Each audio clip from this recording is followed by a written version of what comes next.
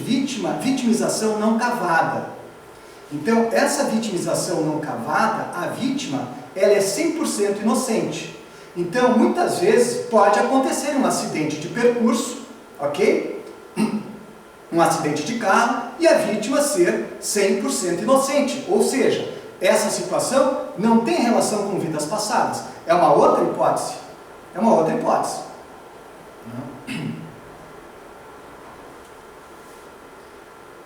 Mas eu acho que, de toda a situação, mesmo por mais trágica que ela seja, nós temos que tirar algum ensinamento disso.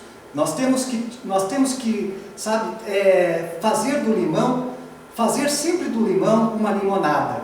De toda a situação trágica, tem alguma coisa de bom, tem alguma coisa que a gente possa aprender. Me parece que é por aí o caminho. Ó, devolução. Nos ressarcindo dos erros passados, mas sem entender como culpa. Eu tenho adotado de longa data a seguinte técnica: não tenho problemas, tenho soluções. Ok, perfeito. É aí que nós vamos entrar agora, exatamente nessa parte.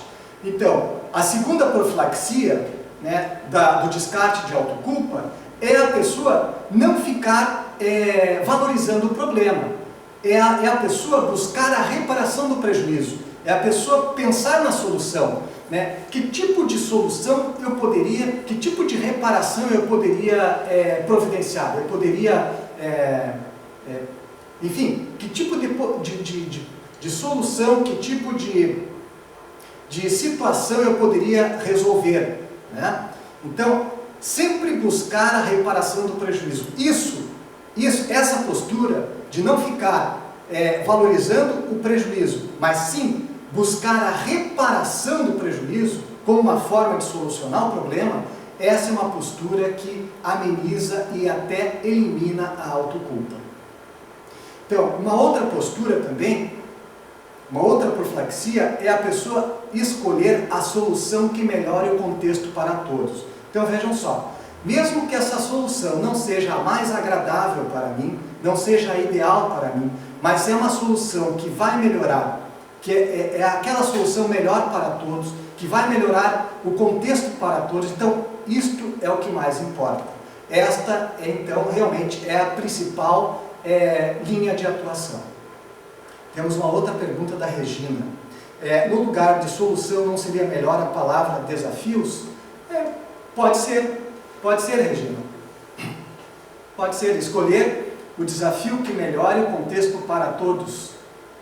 Pode ser, como você quiser. Não, acho que não está errado. E por último, vejam só, como forma de profilaxia desse descarte de autoculpa, é avaliar o nível de amparabilidade sustentado no tempo. O que é isso? Então, a pessoa, vejam só, a pessoa errou, né, errou e está se culpando. Mas ela percebe que ela não perdeu o amparo. Mesmo tendo errado e estando se culpando. Ela não perdeu o amparo. Isso significa o seguinte, que se ela errou e não perdeu o amparo, significa que ela tem de 51% ou mais de inocência nesse processo. Então, se a pessoa errou, né, e os amparadores ainda continuam com ela, significa que o erro que ela cometeu não foi tão grave. Então, vejam só. Então, avaliar o nível de amparabilidade sustentado no tempo, isso é um indicador. Um indicador para a pessoa analisar. Se ela errou e os amparadores ainda continuam com ela, significa que o erro não foi tão grave. Ok? Então, essas profilaxias, a ideia é a pessoa analisar essas profilaxias e a tendência dessas profilaxias é amenizar ou eliminar a autoculpa. Ok? Então, nós estamos agora, vamos passar agora para uma próxima postura. Bem, nós falamos da arte de culpar os outros e nós falamos também da arte de culpar a si mesmo. Então, são duas posturas vitimizadoras. Nós apresentamos também as profilaxias. Vamos passar agora para a postura do descarte da postura de não saber dizer não. Então, veja, a pessoa ela tem que analisar em qual contexto ela ainda apresenta essa postura vitimizadora, de não saber dizer não. Então é aquela pessoa que tem uma dificuldade enorme de dizer não para o outro, principalmente, né? Principalmente quando há uma situação assim, principalmente com relação a situações afetivas, isso ocorre muito, né? Quando a pessoa gosta muito do outro, da outra pessoa, e existe um envolvimento afetivo. Então, há pessoas que têm muita dificuldade de dizer não dentro desses contextos. Então, a ideia é que cada um avalie o seu caso. Então, quando a pessoa tem essa dificuldade de dizer não, então surge o quê? Surge a necessidade. Então essa pessoa ela tem a necessidade, muitas vezes uma grande necessidade de aceitação pessoal. É uma necessidade de que seja aceita pelo outro, seja aceita pelo grupo. Por que ela tem essa postura de sempre dizer sim e de sempre aceitar, de sempre concordar? Porque ela tem medo da reprovação. Medo da reprovação como? Medo do que o outro vai pensar, medo do que o outro vai dizer a respeito dela. Então ela sempre diz sim. Na verdade, são pessoas que desconhecem seus próprios limites. Então, pessoa que não sabe dizer não é uma pessoa que normalmente desconhece as suas próprias limitações. E ela ao não saber dizer não, ao concordar sempre, ela faz um esforço enorme para manter a sua autoimagem, que é esta imagem idealizada, né, que ela criou para ela mesma de ser uma pessoa boazinha. Né? Então ela faz um esforço enorme para manter essa autoimagem. Então veja, é uma situação bastante cômoda também. Por quê? Porque normalmente quem não sabe dizer não, está sempre concordando com o outro, normalmente ele não entra em conflito com as outras pessoas. Então é uma situação confortável e cômoda. Então, veja, a execução da ProEx depende da priorização de determinadas tarefas assistenciais. Veja, para mim priorizar, eu tenho que dizer, essa tarefa serve e esta tarefa não serve. Então eu tenho que dizer sim para algumas coisas e não para outras coisas. Então vejam só, como é que eu vou priorizar determinadas tarefas assistenciais se eu não sei dizer não? Então, vejam o impacto que essa postura causa na execução da ProEx. Okay? Então, nós vamos passar agora para a próxima postura.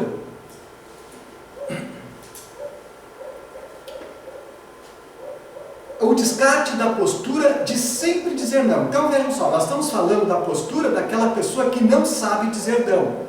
Agora é o contrário, veja, é daquela postura da pessoa que descarte da postura de sempre dizer não. É aquela pessoa que rejeita tudo, diz não para tudo, ela não aceita absolutamente nada. Então, na verdade, o que acontece com essa pessoa? Ela está, na verdade, condicionada muitas vezes, já está habituada a dizer não. Então, são aquelas pessoas que a gente tem que chegar para ela e dizer o seguinte, primeiro tu me escuta, depois tu diz não, porque a gente já sabe a resposta. Então eu tenho que pedir para ela, primeiro tu me escuta, depois tu diz não.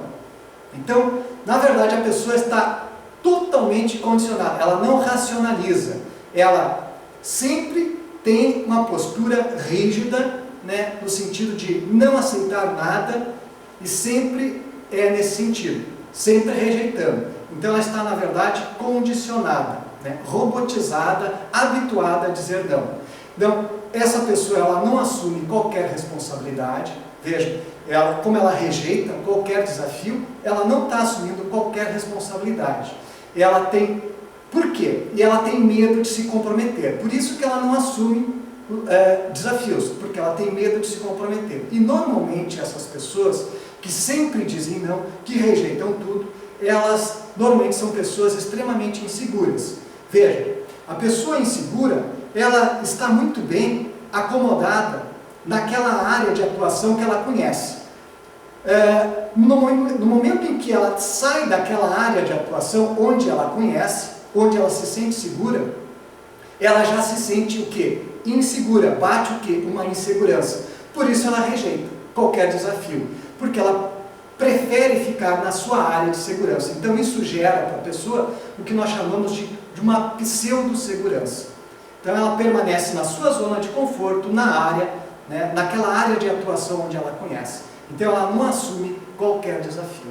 Então, vejam só, o cumprimento da ProEx exige a superação de desafios o tempo todo.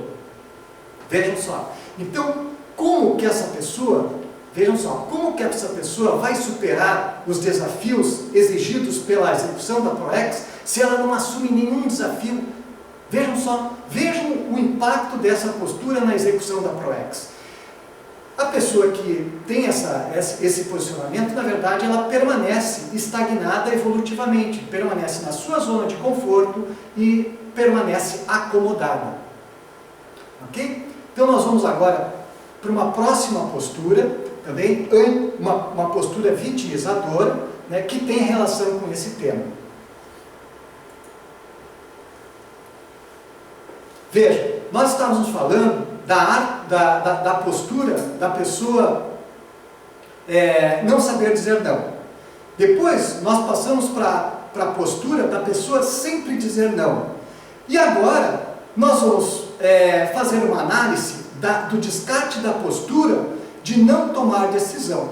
Não tomar decisões. Veja, a pessoa aqui ela não sabe dizer nem sim nem não. Ela não diz sim e nem não, ela não toma qualquer decisão. Então são aquelas pessoas que têm uma dificuldade enorme para tomar uma decisão, principalmente se esta decisão for uma decisão importante e que vai desagradar o outro, principalmente aí. Então ela tem uma dificuldade enorme para tomar esse tipo de decisão. Então o que nós chamamos de decidofobia. Fobia significa medo, medo de decidir, medo de tomar uma decisão, medo de se posicionar. Então a pessoa, ela é uma pessoa pusilânime, ela fica em cima do muro, ela não toma decisão, ela tem uma dificuldade enorme para se posicionar. Então nesse caso, vejam só, normalmente as pessoas que têm essa dificuldade, elas ficam o quê? Adiando a decisão. Ou elas transferem a decisão para uma terceira pessoa. Então essa terceira pessoa é que vai tomar a decisão por ela. Mas vejam só, como é que funciona. Então se essa terceira pessoa tomar a decisão, esta primeira pessoa, ela não precisa se responsabilizar por nada, porque não foi ela que tomou a decisão, foi o outro. Vejam só que situação cômoda. Então, se o outro tomar uma decisão e acontecer algum erro, né? Enfim, se acontecer algum problema, algum erro, a primeira pessoa que delegou a decisão não precisa ficar se culpando, porque não foi ela que tomou a decisão, foi o outro. Vejam que situação cômoda. Então, por isso que nós colocamos aí, uma postura como essa, é uma postura de a pessoa ela não assume qualquer responsabilidade, ela está simplesmente transferindo para o outro a responsabilidade de decidir. Né? Por que a pessoa não toma? Por que ela tem dificuldade de tomar decisão? Porque ela tem medo da rejeição, né? medo do que o outro vai pensar, né? Medo de perder a amizade, enfim, medo de errar. Então é uma situação, gera o quê? Uma situação extremamente cômoda e confortável, né? Transferir a responsabilidade para uma terceira pessoa, que esta pessoa decida, né, pela primeira. Então, quem decide pode errar, vejam só, mas também pode acertar. Mas quem não decide, vejam só, já errou. Ok, pessoal? Então, vejam o impacto que isso causa na execução da ProEx. Né? A pessoa ela tem dificuldade para tomar decisões. Então, como é que ela vai priorizar a ProEx? Como é que ela vai assumir desafios na ProEx, se ela tem dificuldade de tomar decisões? Okay? Então, agora, a partir de agora, nós vamos apresentar para vocês algumas posturas profiláticas com relação à dificuldade de posicionamento. Então, temos aqui as profilaxias com relação a essa dificuldade da pessoa se posicionar, né? Dizer sim, dizer não, dificuldade de tomar decisões. Então, primeira profilaxia, avaliar cada situação com racionalidade. Vejam só, adquirir mais cognição. O que é isso? Então, mais conhecimento, mais informação. Quanto mais informação e mais conhecimento a pessoa adquirir sobre um determinado contexto, mais compreensão ela vai ter sobre aquele contexto e mais condição ela vai ter, de se posicionar, de decidir, de tomar decisões sobre aquele contexto. Então, avaliar a situação com racionalidade, adquirir mais informação, agir com discernimento, com ponderação e posicionar-se sempre. ProEx exige um posicionamento, sempre exige posicionamento. A pessoa tem que estar sempre se posicionando. A pessoa que executa ProEx, é importante que ela esteja sempre se posicionando. De que forma? Com discernimento, com racionalidade. Então, a ProEx está intimamente relacionada com uma sucessão de escolhas. Vejam só, ProEx, eu tenho que estar o tempo todo, me posicionando. São as minhas escolhas. Vejam, como é que eu vou promover essas escolhas se eu tenho dificuldade de me posicionar? Então, escolhas têm relação com posicionamento, com discernimento. Ok? Nós temos uma outra pergunta aqui, da Clotilde. Qual a melhor atitude em caso de haver relacionamento com pessoa que nunca toma decisões? Bom, Clotilde, olha só. Uma das formas de assistir, nós estamos falando aqui em ProEx, veja só. Mais adiante, nós vamos apresentar uma definição de ProEx, para ficar melhor entendido isso. O que é ProEx? Mas ProEx tem relação com o trabalho assistencial, de ajuda a si mesmo e ajuda aos outros. ProEx tem relação com isso. Uma das formas de você ajudar a outra pessoa é dar bons exemplos. Começa assim. Uma das formas de você ajudar a pessoa é o exemplarismo, é dar bons exemplos. Então, se você quer mudar alguma situação, se você quer mudar algum contexto, vejam só, você tem que começar por você. Se você quer mudar algum contexto, você tem que começar por você. Comece por você. Olha só, comece a dar bons exemplos. Então, se você tem uma pessoa que convive com você, que você estabelece um relacionamento e que tem dificuldade de tomar decisões, você tem que dar bons exemplos. Então, comece com você. Passe a dar bons exemplos. Passe a se posicionar para que esta pessoa perceba como que você faz. Isso é uma forma de ajudar, uma forma de assistir. Ok? Será que você conseguiu compreender? Acho que é por aí o caminho, Clotilde. Ok? Bem, então veja, ProEx está intimamente relacionada com uma sucessão de escolhas, e essas escolhas estão intimamente relacionadas com o nosso posicionamento. ProEx, então quem executa ProEx tem que estar sempre se posicionando e com discernimento. Ok, pessoal? Então nós vamos, a partir de agora, passar por uma outra postura, que são as expressões conscienciais. Nós temos aí 3 expressões conscienciais que constam do verbete. Então nós temos a primeira, que é a discursiva, a segunda, que é a postural, e a terceira, que é a vocabular. Nós vamos fazer uma análise, a partir de agora, de cada postura. Então nós vamos começar aqui pela discursiva.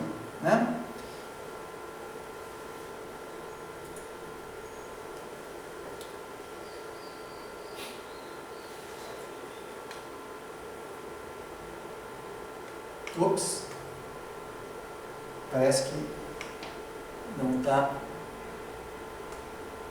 Ok, é isso aí. Como os assediadores interferem na ProEx? Joe, me parece assim, ó. Quando há desvio de ProEx, você tem que... nós vamos falar sobre isso mais adiante, sobre o desviacionismo, desvio de ProEx. Me parece que quando há desvio de ProEx, há assédio. Todo processo, veja só, nós estamos falando aqui em processo de vitimização. Quando a pessoa se vitimiza, seja em qualquer contexto, em qualquer área da vida, ela está assediada. Então ela está dando, na verdade, ela está abrindo uma brecha para os amparadores, né? Processo de vitimização tem relação com assédio. Antivitimização é ao contrário, tem relação com amparo, né? Então, como os assediadores interferem na PROEX? E parece que promovendo o desvio de PROEX, né? Acho que é assim, ok? Então, se a pessoa se vitimiza, se a pessoa tem esse processo de vitimização, isso é um prato cheio para os amparadores, né?